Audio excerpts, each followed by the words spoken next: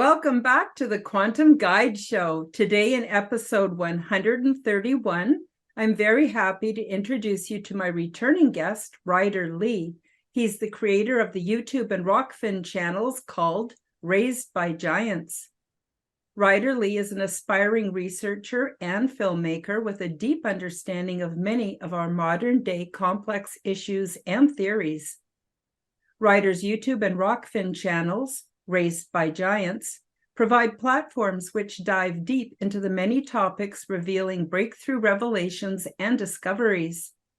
Ryder features some of today's most provocative and informed thought leaders from around the world, providing deeper exploration of reality and truth.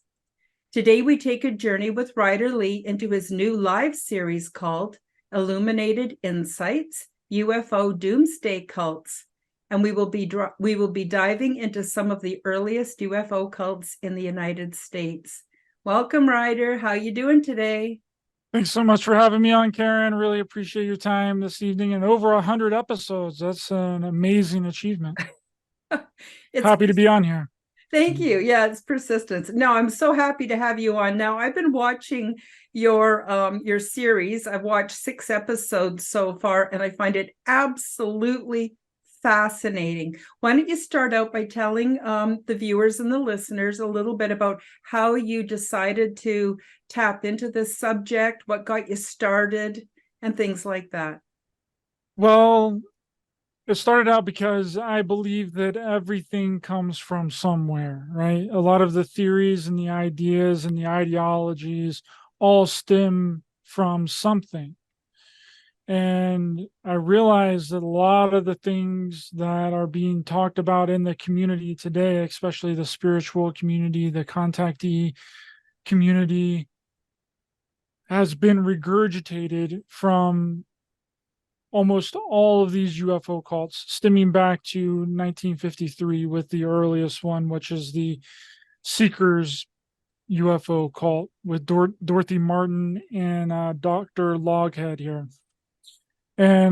But I actually discovered recently that there was a cult before them that was actually deemed the original UFO cult, which is the I Am cult. And I'm going to be doing a video on them next week. So if people are interested in that, please come to my channel and check out that episode. That'll be part 8. I'm doing part 7 tomorrow, and I'm going to bring in a lot of different of the lesser known cults that don't have a bunch of information surrounding them, but they're also important to mention. I'll be covering 4 UFO cults tomorrow. But with Dorothy Martin here and Dr. Loghead, they predicted that the Earth was going to be, well, more specifically, the United States was going to be destroyed by a global catastrophe, a tidal wave followed by an earthquake in 1954. December 21st of 1954 is when they claimed that this was going to happen. And that there was a group that they were in communication with that was called the Guardian Races. And this is one of the first mentions of the Guardian Races within this ET contactee movement. And a lot of this started in the early 50s, which is very interesting because the early 50s is exactly when the MK Ultra programs started as well, right? And there was this gentleman that was called Leon Fetzinger, and he infiltrated the Seekers UFO cult. He was a psychologist. He infiltrated the cult in order to study their psychology whenever their predictions failed. And this gentleman right here was the gentleman that actually coined the term cognitive dissonance. Mm-hmm. And this really blew me away because I was expecting to go back and look through these UFO cults and find a lot of the things that I ended up finding, but I didn't realize that the term cognitive dissonance was created from a psychologist that was studying the Seekers UFO cult in 1954, which is very interesting because a lot of people in the community nowadays use cognitive dissonance to describe people that they think that they don't know what's going on, like the NPC people, the everyday zombify people. They use it to describe them when it was actually used to describe people within the community originally by this guy Leon Fessinger. And then if you fast forward just a little bit, well, also in 1954 we have the Atheist Society cult, which was created by George King, which came out of that cult. A lot of the contactees with the Brotherhood of Light, Venetians, Syrians, and a lot of those contactees. That's where a lot of that stuff came from, was George King and the Atheist Society cult. But another one that also popped up in 1954 is the Unarius Academy cult, which you get a lot of different ideas and concepts wrapped up into this cult here. They claimed Ernest Newman, which was the leader of the cult, along with his wife, claimed to travel to Mars psychically and seen underground caverns on Mars, and that's where the Asian races came from, because they split off from Mars and then came to Earth. And apparently, according to him, it's not extraterrestrials that's living on Mars, it's Chinese Asians that are living on Mars, right? And you also get a lot of the reincarnation theology and theories from the Unarius Academy cult, where they claim to be reincarnated over 200 times, very important historical figures claiming to be Jesus Christ and Mary Magdalene, and all of these people in every one of these UFO cults always claim to be somebody important in a past life, right? They're not just a shoemaker or a craftsman or an engineer or anything like that. No, they're somebody very important, like Jesus Christ, right? Or Amun Ra or Isis or somebody like that. So they then, recreate their persona or their image as something larger to life, I should say larger than life, to attract people to come and, I guess, believe in them and follow their worship patterns. well, it's a way to lock in the belief system, because if you think that somebody is more important than what they are, then they're more believable, right? I mean, who are you going to believe? Somebody, a normal, regular person, or the self-proclaimed reincarnation or the past life living of Jesus Christ, right? And that's a common theme through every one of these cults. The Raelian cult here in 1974, which is another really interesting one. And because right at that exact year, 1974, the Order of the Solar Temple cult came about too in Geneva, Switzerland as well. So, and with Rael, he claimed that a group of extraterrestrial beings landed in Paris, called the Elohim, and gave him all this knowledge and wisdom, and claimed that the way that they achieved immortality was through cloning. And they would clone themselves, and that's how they would achieve immortality. And what's really interesting about them is that he did invent an actual cloning company in Canada called Clonaid, which they claimed in 2002 to have created the very first baby clone. They named her Eve. And is she supposed to be still alive today? Apparently, she's still alive, and she is in Israel, apparently, according to Google. She's in Israel, but you can't find any pictures of her. You can't find anything of her. And they didn't really, they didn't let scientists do any examinations on her. But there's another gentleman, which is a rapper, that was named, well, he's still around. His name's Kid Buu, and he claimed to also be cloned by this Clonaid company in Canada. That was kind of his claim to fame. So, if nothing else, it's very interesting, and I don't think people really realize that. I mean, you can look up Clonade on Google, just Google, type in Clonade, and it'll pop up. It's a real company, it's a real organization, and it was founded by a UFO cult leader from 1974, Rael, from the Raelian cult. Interesting. Then you Now, have, sorry, yeah, go go ahead. ahead.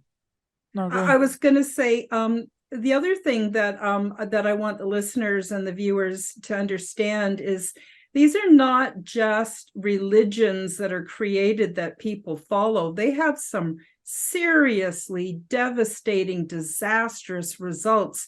Ryder, how many of these cults resulted in murders, suicides, and even in episode 6, the woman who died from her, basically also as a result of her belief systems. It's huge, isn't it? Yeah, that was the Love is One cult that we covered in UFO Doomsday Cults Part 6, with Amy here. She was on Dr. Phil, and she started this cult. She claimed to be the direct reincarnation of God, that she was here to save humanity and saved 144,000, that she was going to take them into a portal in the sun.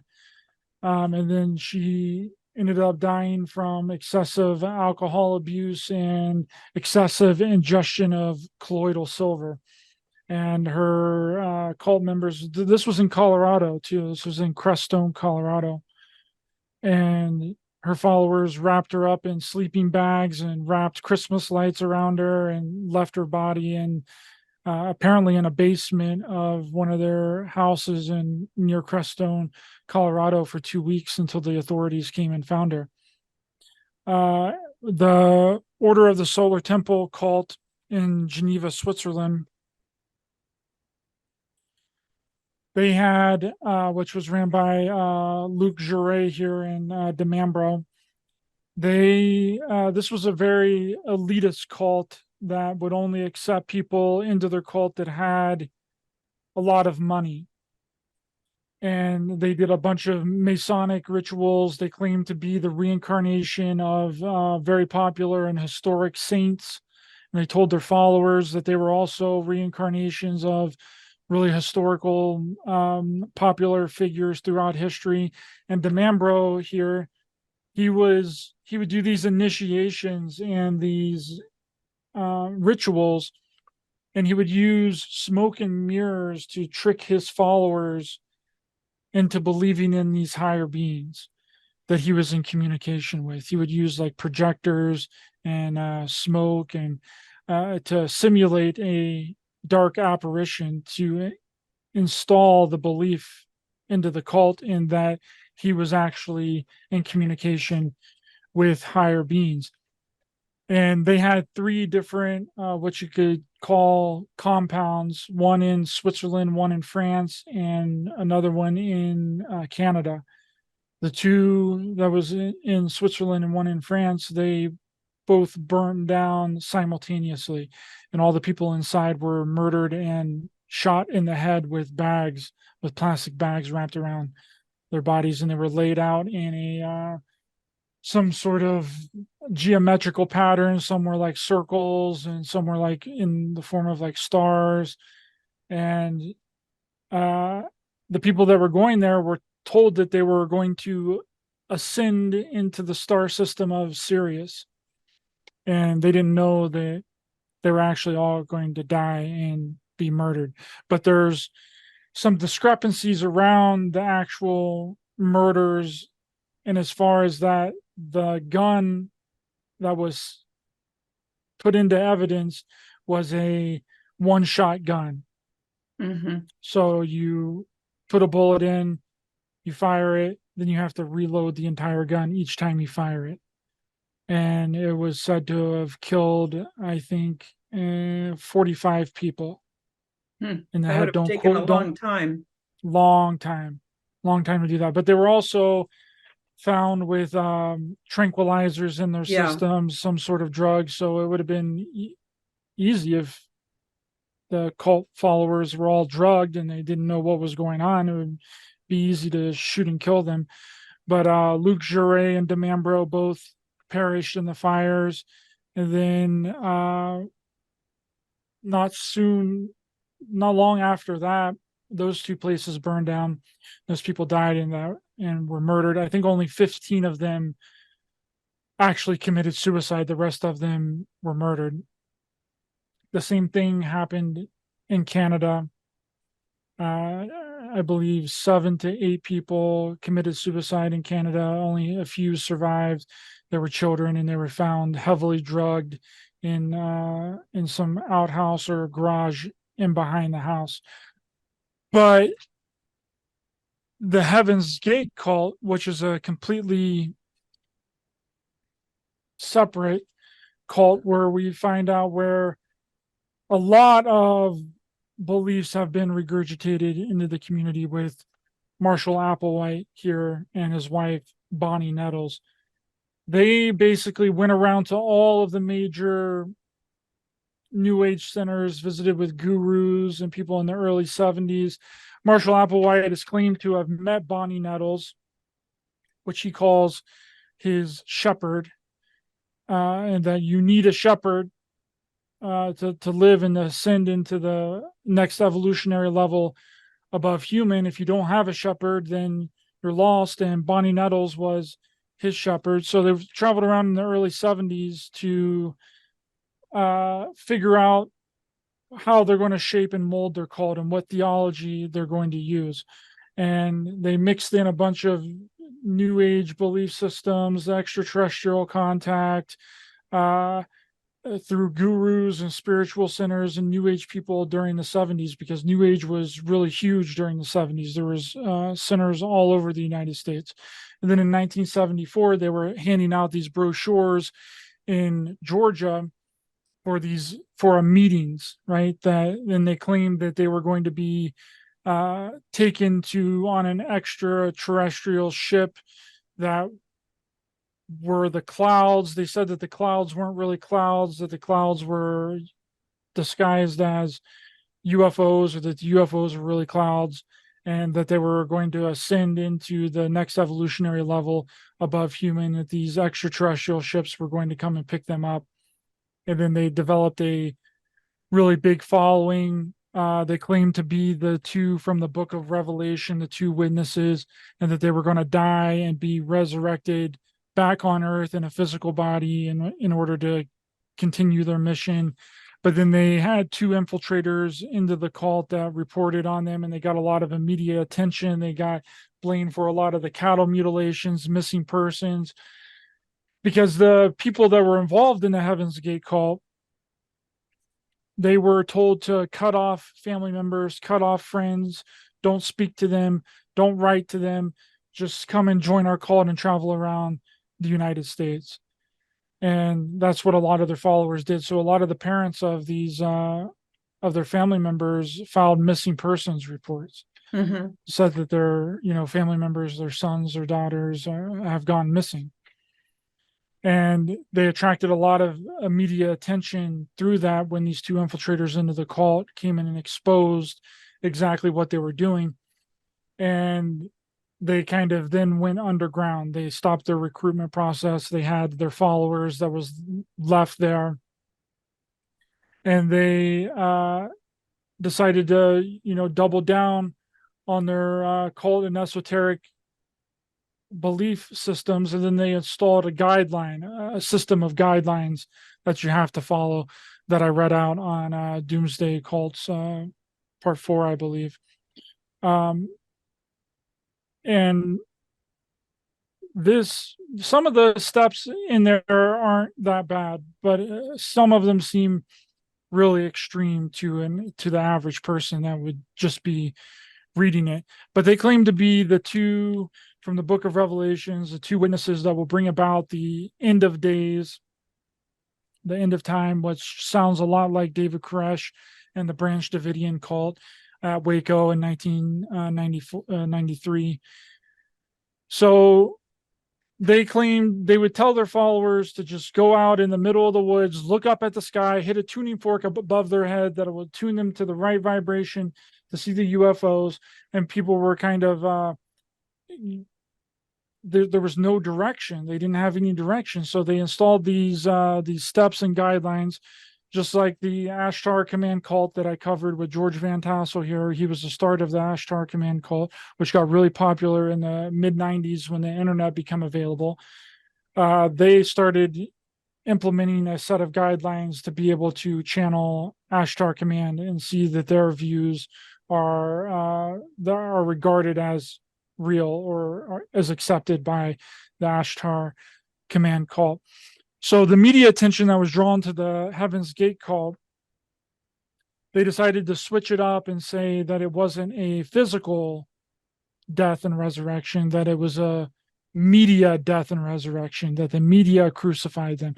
See, they got to switch up their doctrine whenever people start catching on to their nonsense. That's Yeah, the way that it works. They got to change things. They got to change up their doctrine. They got to turn it into something spiritual, something consciousness. And that became a really big problem whenever Bonnie Nettles, Marshall Applewhite's shepherd here that also co-ran the cult with him, developed brain cancer in 1984 and died in 1985.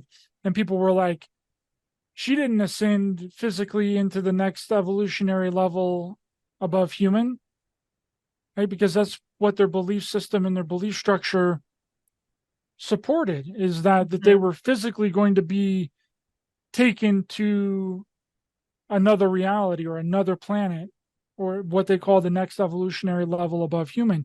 But when then Bonnie Nettles died, Marshall Applewhite had to switch up the doctrine and turn it into something else to explain away the death, the physical death of his shepherd, Bonnie Nettles. Yeah. Then he turned it into a consciousness thing. And he turned it into a spiritual thing, into a spiritual ascension.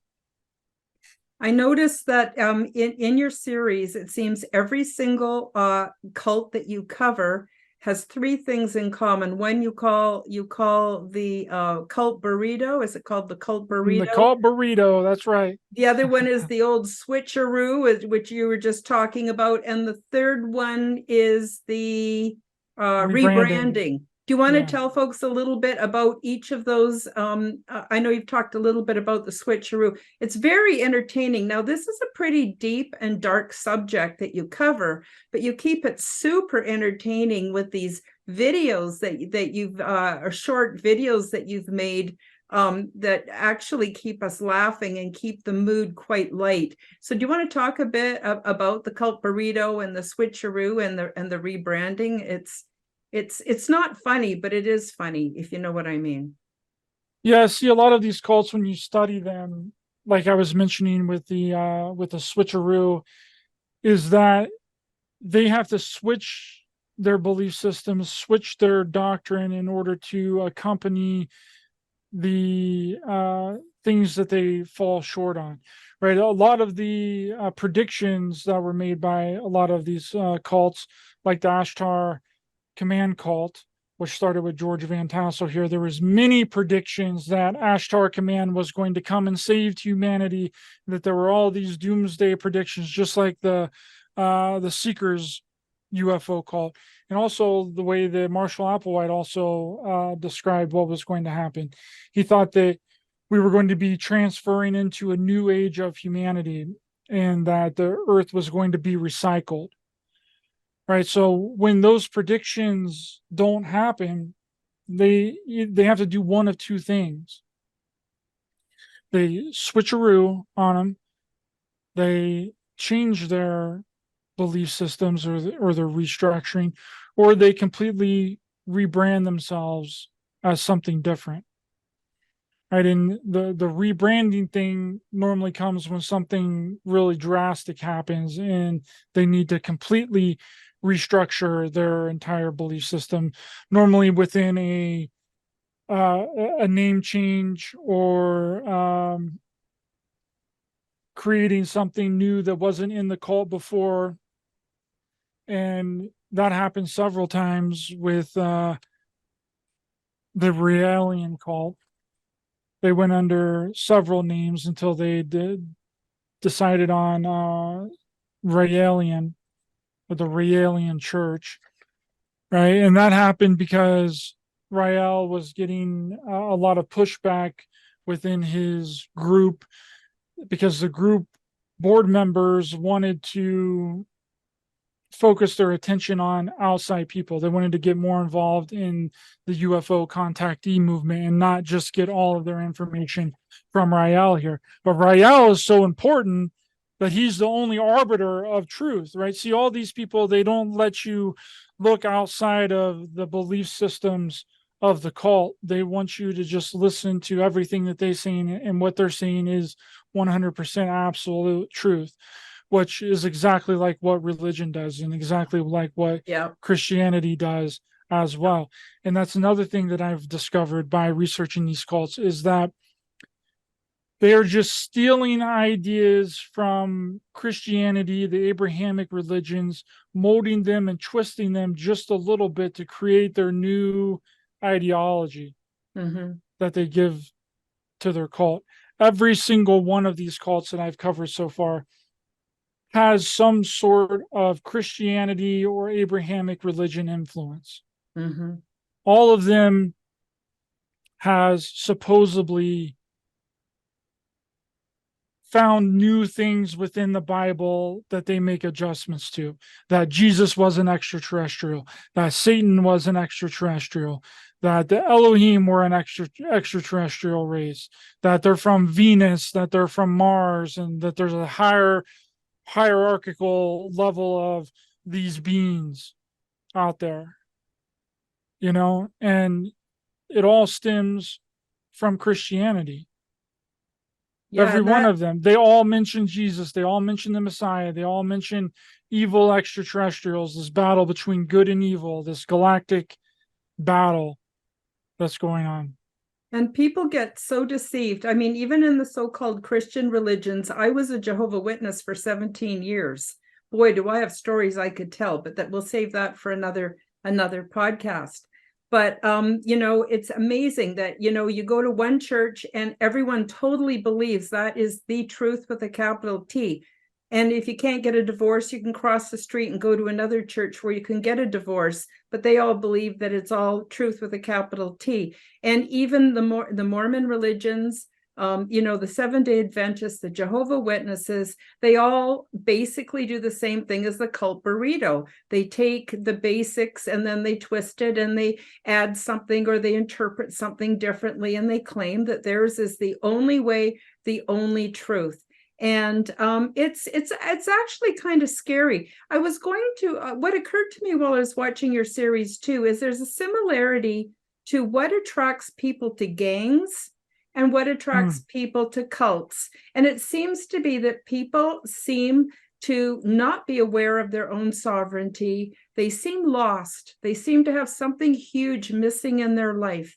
They're missing community. I know that's what did it for me, was I had a strong need for community, and that's what the Jehovah's Witnesses offered me. But it isn't until you join and you actually start being part of the process that you start seeing all the cracks and all the problems and all the hypocrisy. Now, I'm not trying to put down anybody's religion, but I just wanted to get your thoughts on, what attracts people to cults, similar to what attracts people to gangs. Is it a sense of belonging? Is it that they want salvation and they don't want to be responsible for it themselves? What's your take on this, Ryder? Well, specifically with cults, I found that a lot of these cult followers, they're disillusioned with society. They're disillusioned with the organized religion, right? And these cult leaders and these people that start these cults are giving them something new that they've never heard before. Several of the former cult members that I've researched and watched interviews listening to, that's what they would say. They would say, well, it was something that I'd never heard before, and I liked it, and it piqued my interest. So I joined to try and figure it out. And I think a part of it is a sense of belonging as well, and a sense of family. That's what Bo from the Heaven's Gate cult always referred to, was a family, right? That they were a family, and that all of their leaders were with them whenever he was Jesus Christ, right? That all of the followers of the Heaven's Gate cult were disciples of Jesus whenever he was Jesus back 2,000 years ago, or whatever it is that you want to believe, if you believe that Jesus was a real person. And I think that that's what's happening, and that's what's going on, is that people, and it's exactly like this community. It's the exact same thing. Why do people gravitate toward conspiracy theories? Because they're disillusioned with the way that the world works. Mm-hmm. And that's the exact same reason that people join these cults and want to be a part of these cults, is because they're disillusioned with what to believe, and they think and they know that there's something out there that's bigger than themselves. But Christianity and these mainstream religions aren't answering those questions adequately. Mm-hmm.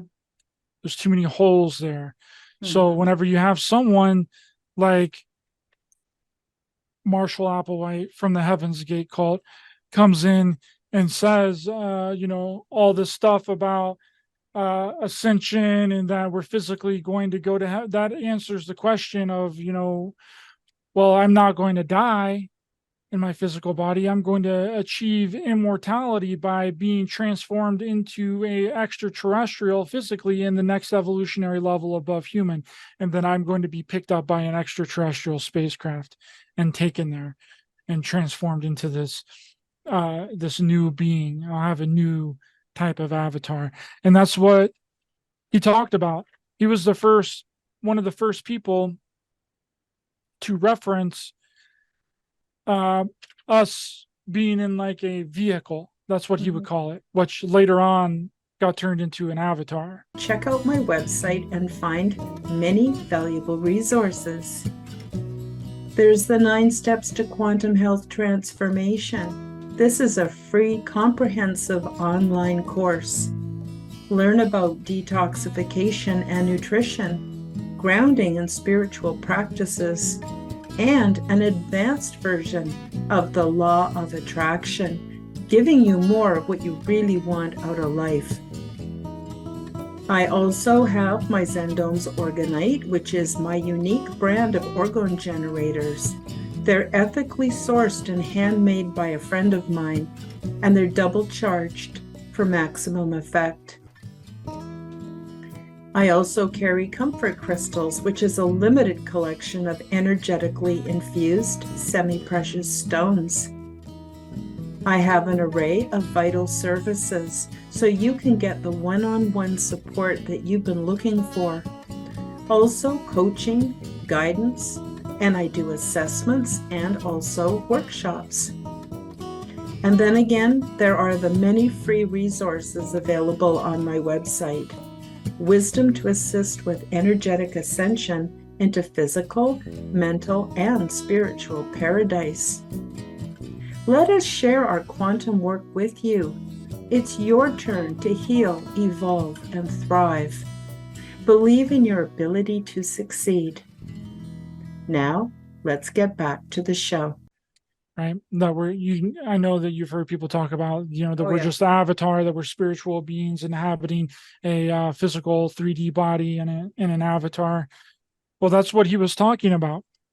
He was saying that our physical bodies are just vehicles to carry our spiritual essence and our consciousness. But that didn't happen until after Bonnie Nettles died in 1985, and she didn't ascend physically. He then turned it into, we're just a spiritual consciousness being inhabiting a vehicle, and these vehicles don't matter, and that you have to learn to get rid of all worldly possessions. And how you will know that you're in contact with the beings from heaven, the beings from the next evolutionary level above human, is the way that your life is going. And he says that, he said that God only provides, in a roundabout way, it's not his exact words, but he says that God only provides what you need. He doesn't provide you in anything of excess, right? And if you are getting a lot of things in excess, like large amounts of money, nice cars, a nice house, you're living comfortably, you don't have to worry about everything. That's not God. Yeah. That's an evil bunch of extraterrestrials. That's the infiltrated Satan extraterrestrial devil that's giving you all those things. Because Yeah. God wouldn't do that, because God doesn't want you to be a part of the world. He wants you to basically live a poor life. And that's Yeah. a It's in, roundabout way to say it, not his exact words, but that's pretty much what he said to his followers. And that everyone needed to be androgynous, because the people in the next level above human, there is no male and female. It's only androgyny. It's a yeah. unisex. Hmm. And that's why he had all of his followers the women cut their hair really short to look like men. Men would cut off their beards, which I think really came from a lot of Marshall Applewhite's homosexual urges, because it was reported that how he met Bonnie Nettles was that he admitted himself to a psychiatric ward to try and cure himself of homosexual urges. But there's a lot of stories about how they met. Nobody knows how these two met that ran this Heaven's Gate cult, which is a red flag, right? There's 5 or 6 different stories. One of them says that it was a friend that he was going to meet in the hospital, which Bonnie Nettles was a nurse at. Well, she was a nurse, that is confirmed. That he went to visit a friend in the hospital. That's where she met him. Another one was that he met them. He met her teaching music. So there's a lot of different uh, theories and speculations surrounding how they met. But he and I believe 5 of his followers went as far as to get chemically castrated to get rid of their. This is a no sex cult right here with Yeah. the Heaven's There's Gate a cult. It's couple. not like the Raelian cult. Yeah, go ahead. Wasn't the the Aurelian was very sexual, but wasn't the Love is One group also didn't believe that anyone should have sex? That's right. There was no sex. There was no drinking or using Unless you were the alcohol. cult leader. Exactly. Unless you were Amy here from the Love is One cult, then you could drink alcohol as much as you want and smoke all the weed in the world that you want. But yeah, they had very strict rules and guidelines too. And a lot of the former cult members of the Love is One cult had reported abuse from the cult. They were only allowed to sleep 3 to 4 hours a night, and they were to be woken up. They didn't eat a lot of food. They were told to eat from the energy of the group, Mm-hmm. right? That's how they got their food, because that'll keep your body going, just eating off the energy of the group, right? And they would do these things where call out the horror, where they would single out a person of the group as to sucking the life force energy from Amy Mother God, the leader of the cult. And So anybody she didn't like, in other yeah, words. yeah. Yeah. They would be called Lilith. They would be described as having Lilith energy, demonic energy, energy vampires, sucking the energy from Mother God, Amy, which during the end of her life, she was not looking good at all. She had really grayish skin. Whenever she was on Dr. Phil, she claimed that she had cancer and that she was paralyzed from the waist down. But yeah, it was a money funding thing. They would sell healings online that she would claim that Robin Williams was a part of the Galactic Federation and came to her in her bedroom and would assist her in galactic space surgery on Zoom, and it would be $88 to get your galactic space surgery, and then she could heal you. Her and Robin Williams and Saint Germain and the Galactic Federation could heal you from all your ailments, cure cancer, but for some reason they couldn't cure her cancer. Mm-hmm. Right? Which makes absolutely no sense, or help her not be paralyzed anymore, or help her anorexia, but she could help everybody else. It's a money grabbing thing. The Order of the Solar Temple, whenever those two buildings were burnt down, there was a document that was found by the police that survived out of the rubble that claimed that several members had donated over $1 million. Wow. To the Order of the Solar Temple. Right? And that's also what I'm going to be covering in next week's Doomsday Cult episode number 8 is going to revolve around the I Am cult that started in the 30s out of Chicago. And they pretty much did the same thing, and then they were then subsequently sued for fraud, as well as promising people that untrue things, and stealing their money and sending brochures and having people send them money as for promises of to save the United States. Right? They were a patriotic cult too. Nothing like being patriotic and being a cult, and they also wanted to overthrow the government. So that one's going to be a really interesting one next week, and I want to dive into that. There's so many more to cover.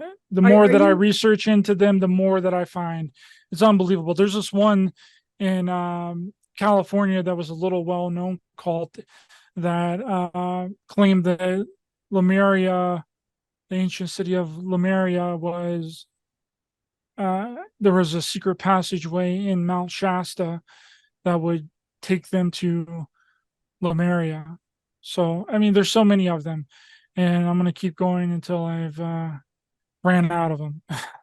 I at one point met somebody who was one of the intimate small, I guess, inner group that followed Ashiana Deanne.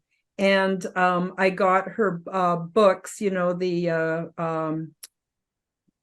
are they called Voyagers? I can't remember. She has two books. Voyagers, yeah. And I tried reading them, and I had to say, I saw some of the videos too. Now, the quantum physics, as she explained it, was very interesting. They call it Claytonic quantum physics. But what the books, I couldn't understand them. It was just like word salad, where she would stitch together 10 different words from different spiritual beliefs.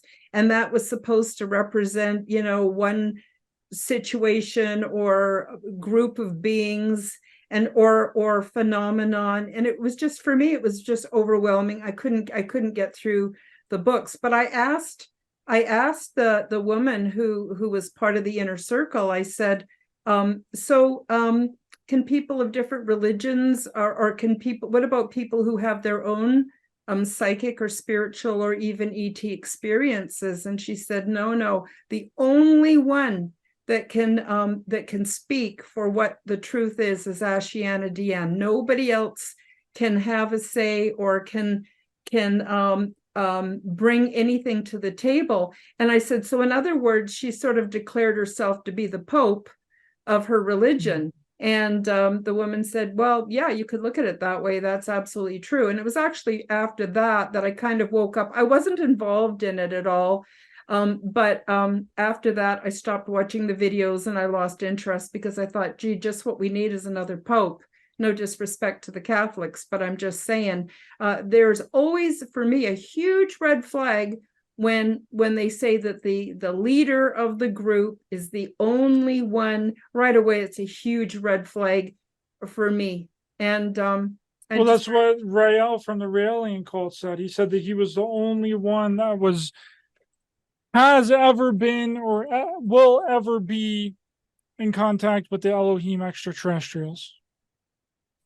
Van Tassel said that same thing as well. He said he got mad at a gentleman that was publishing a lot of his material and said that all of the other Ashtar channeled messages were false and weren't real.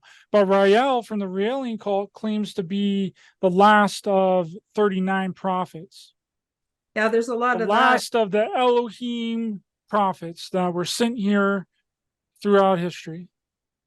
And he's the final one. So, and he's like 85 years old. Don't quote me on that, but he's pretty old. He Oh, he's also still claims, around. yeah, he's still around. But the interesting thing that the Raelian cult did, which is what you're going to see, and a lot of people in the community are already doing, they're being smart about their predictions, right? And Rael here was ahead of the curve. He put his prediction so far in the future that by the time that prediction comes around, people are no longer going to care. He's probably going to be dead. He's definitely going to be dead. He said that and he won't have to suffer any of the repercussions for a failed prediction, right? It's not like you're saying, oh, next year or next month or next week, this stuff is going to happen, because it never does. Right? None of the predictions that's ever been established in this community has ever happened when they say that it's going to happen, right? Some of them are kind of, I could see a little bit, but it's never when they say that it's going to happen, ever. And he says that in 2035, that the Elohim are going to land, the extraterrestrial Elohim are going to land on Earth and reveal themselves and reveal their highly advanced technology, right? Which is really freaking smart on his end. And that's what you're going to see a lot of people do, and they're already doing. They're going to put the prediction and the doomsday and the extraterrestrial landing, whatever it is that they're saying, so far in the future that by the time it happens, people have forgotten about it, people don't care, or the person that made the prediction is no longer here. Another aspect that I'm really glad, reason too why I'm really glad you're doing this series is because I get a lot of people who email me and send me links to all these different ET cults that are alive and well today. And the thing that really irritates me about them, I mean, I'm all with live and let live, you do you and I'll do me. But what really bothers me is these people believe that the extraterrestrials are going to come and fix everything and save everybody. And they don't have to do anything. They don't have to watch what they eat. They don't have to be able, they don't have to, be kind to each other. They don't, there's no rules. They're just ET's going to come and going to save everybody, and they don't have to worry about a thing. So they're not involved in being aware of what's going on in the world and changes they can make within themselves and their community to help this world be better. And I think that's one of the big things that really irritates me. And I know that's not the same as the cults you've been covering, but in a way it is similar, because the cult leaders are saying, leave it all up to me. And if you do exactly what I say, everything is going to be okay, or ET is going to come and fix everything. And nobody's taking a look at personal responsibility. And I think that's a big problem. It is a really big problem. And anybody that predicts a mass landing or a natural disaster, or that the extraterrestrials are coming on this and such date, or the end of the world is happening in 2035, it's all nonsense, and it's proven nonsense based on all the people that's been making predictions since the 50s. Almost every one of these cults that I've covered so far has had some sort of prediction. And it never happens. The cults that I'm going to be covering tomorrow, there's a lady, there's actually two ladies that said that they received psychic communication that extraterrestrial ships were to land and that they weren't to move from that spot, and they died. They died of starvation because they didn't eat, they didn't drink, they stayed in the exact same spot where they received psychic communication that they were going to be raptured up by a UFO extraterrestrial ship. Mm-hmm. And they died. So it's like, I really don't get it. The community has been infiltrated with so much nonsense and garbage that there's really no return for it. We're at this impasse to where people think that nothing just happens anymore, right? Nature doesn't nature anymore. It's always the calls of some government organization. It's always the calls of some evil extraterrestrial manipulating humanity. It's always the calls of some boogeyman that no one can ever see. Mm-hmm. When it's just humans doing it to humans. That's what it is. Mm-hmm. It's our fault. We've let it get like this because we're the ones that's doing it to ourselves. They don't need extraterrestrials coming in and abducting people and changing their DNA and modifying their DNA or taking their genetic material. Look what we've done. We're doing that currently to ourselves. Mm-hmm. All the stuff that's been blamed on extraterrestrials, we've been doing to ourselves. But the extraterrestrial thing is a cover-up for the community. It's placed there for a reason so that we don't look at the genetic modification that we're doing to our own people. Mm-hmm. So that we don't look at the gene editing that we're doing to our own people, Mm-hmm. the cloning, the hybridization of synthetic consciousness or even synthetic material. The hybridization programs are not hybridization programs of extraterrestrials. The hybridization programs are human cyborg hybridization programs. That's what it is. Mm-hmm. It's not extraterrestrials, right? But everybody is thinking that it all has to do with extraterrestrials, that it's extraterrestrials that's doing this to all of us, which is the perfect out. It's the perfect scapegoat. Yeah. It's actually genius. It's really genius because the only dissenters that you have from this narrative that you're trying to establish is wrong. And they're not looking at the right direction. Yeah. Right? Yeah. So if you can control them and manipulate them, then you have both sides of the aisle right where you want them to be. Yeah. Yeah. And it's perfect for inducing fear and social control and a whole bunch of things.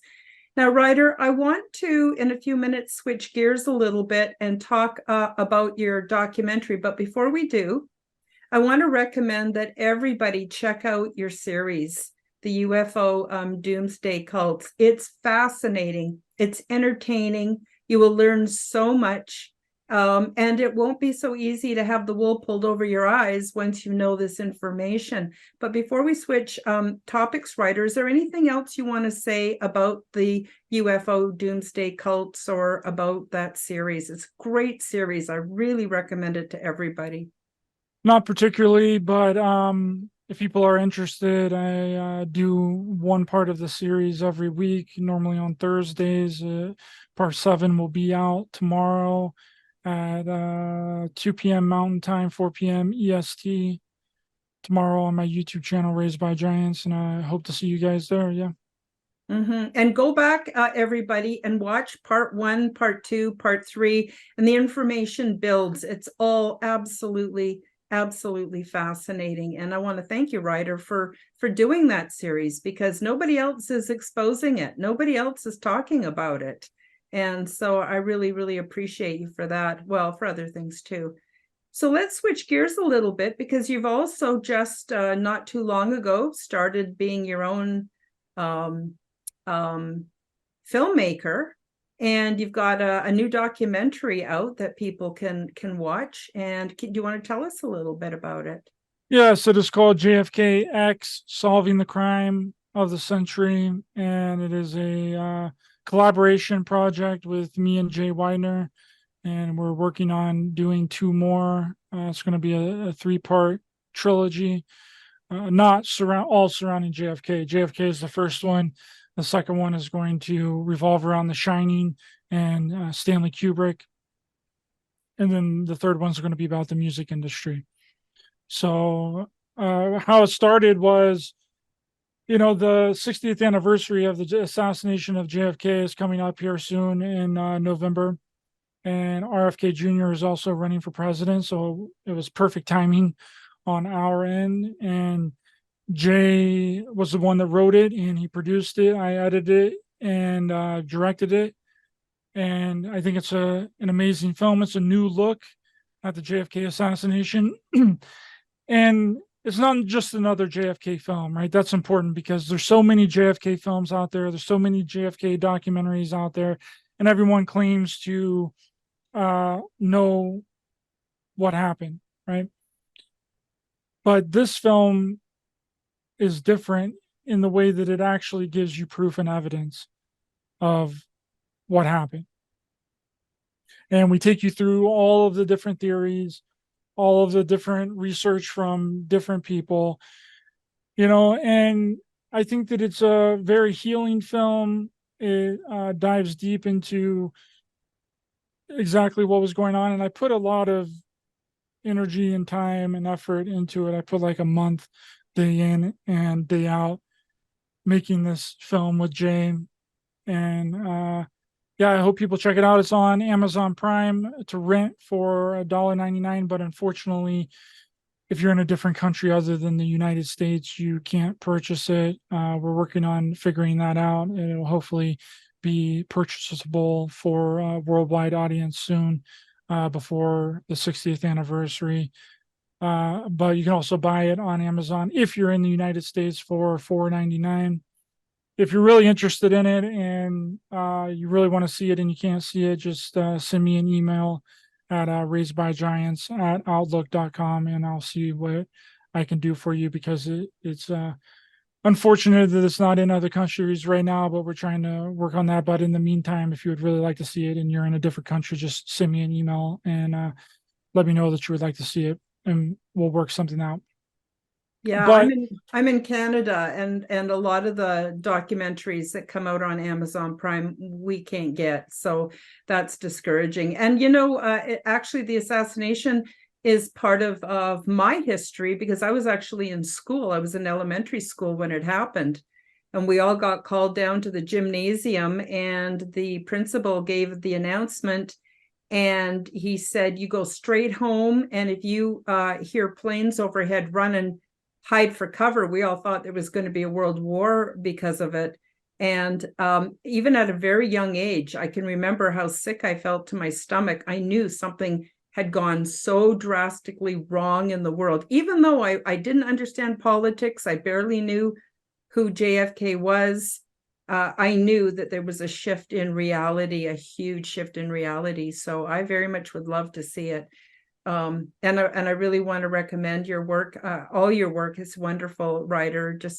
I've known you since your podcast was just small when you were on YouTube, and boy, you've come a long way in the last 4 years, just a really long way. And congratulations. And it takes hard work. This stuff doesn't just happen. yeah, it has been a lot of work and a lot of time and a lot of effort, and thank you for that. It means a lot to me. And one thing about the JFK documentary that's really interesting, one of my favorite parts of the whole film is JFK's brother, Robert Kennedy. In the early 60s, Robert Kennedy was really going after the mob. Mm-hmm. He was trying to take down organized crime, and we show it in this film. Everything of what he was saying in the early 60s in court and prosecuting these mobsters is regurgitated into our community today, just in different words. It's another regurgitation. The same things that Robert Kennedy was talking about in the early 60s are the same things that people are talking about today. It's been Yeah. going on for that long, Yeah. involving And the corruption. And he point blank says it in court. He says that I have uncovered a vast conspiracy of governmental organized crime. He was saying that JFK's brother, yeah. Robert Kennedy, in court, is saying that there's a vast conspiracy of governmental organized crime.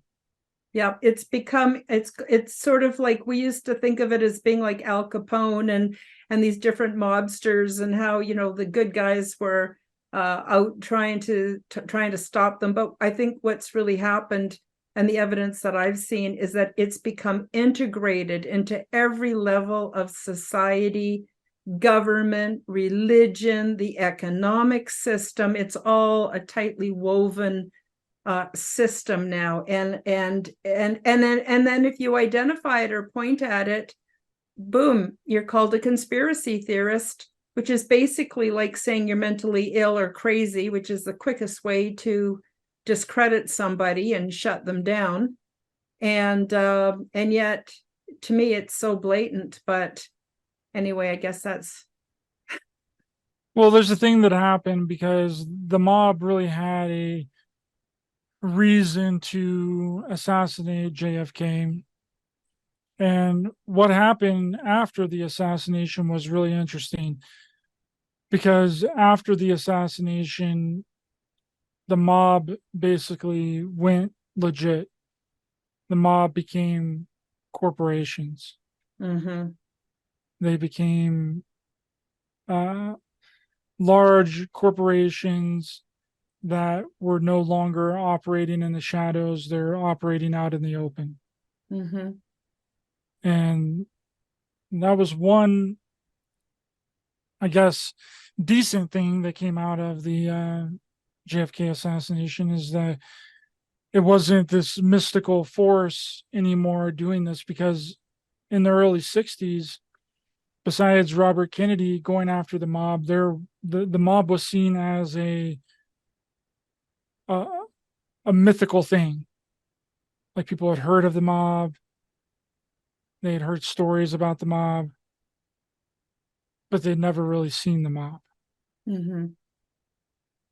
and that made the mob turn into heads of corporations and develop corporations. And now the mob has successfully disguised themselves as large corporations. And that's how it's been. Mm-hmm. Mm-hmm. And it's so tied into the economic system. And I don't know, this whole stock exchange thing also really bugs me. People are investing in stocks, and I ask people, so do you look into the ethical implications of the corporations you're investing in? And everybody says no, they never even occur. It doesn't even occur to them, And so in that way, we, the people, are also supporting it. And in a lot of other ways, it's huge. I try not to think too much about it because it can freak me out. I don't know what the solution is. I really don't. All I know is that I can make changes in myself to be a better person, to be as ethical as I can be, to take good care of my body. Getting back to the doomsday cults, there's a lot of people that just believe that this is a meat wagon that houses this spirit, which is the real us. And I'm going, no. The body has its own intelligence. It's a part of the whole. We need to take care of our bodies. We need to take care of a whole lot of things, our families. It's not about how we appear or the masks we wear when we go out into society or into the social reality. It's really about the heart and who we are on the inside. And to me, that's the best I can do. I don't know if you have any better words of wisdom. No, that's exactly right. You have to focus on yourself and not worry about what's going on out in the world, you know, because any information, like I was mentioning earlier, that you're going to look up, 9 times out of 10 is going to be wrong. It's just going to be wrong, and it's put there for a reason. It's put there for a reason to trick us into believing something is going to happen when it's not going to happen. So when we look at commonly accepted theories or predictions within the community, we really have to take a step back and realize that anything that's being talked about within the community, within a group of people, is not what's going to happen. Because anytime that people are talking about something, and maybe they could be right, and other people get wind of that, they just switch it up and they just don't do it. Mm-hmm. Right. So you can never predict the next move. Mm-hmm. It's impossible to predict what's going to happen next. And anybody that tells you that they can predict what happens next is full of shit. And that's my wise words. Oh, that's good wise words. That's good wise words. So, Ryder, we're coming close to the end of the program. I'm curious to know, do you have any other irons in the fire? Do you have plans, beyond what we've talked about today?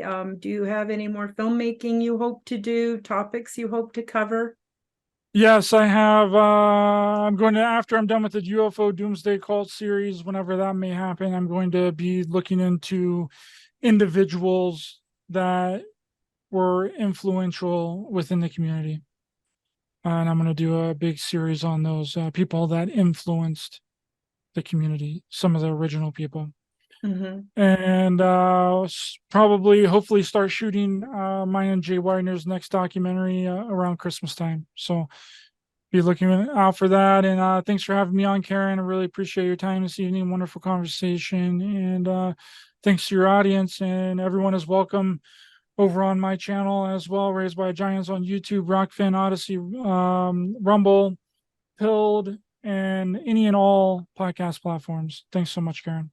Oh, you're very, very welcome, Ryder. And I want to thank the viewers as well and the listeners. Thank you so much for being a part of this show. You mean a lot to me. Without you, I wouldn't have a show. And I appreciate you all very, very much. I hope you have the best week possible. And until next week, thank you for joining us on the Quantum Guide Show. Bye-bye, everybody. Thank you for joining me for the Quantum Guide Show. Become the change that you wish to see in the world. Subscribe to my YouTube and other channels at Karen Holton TV. Click the like button, leave me a comment, and share this podcast with your friends. Check out my website at www.karenholtonhealthcoach.com to see my free resources and amazing products and services. All the links will be in the description below.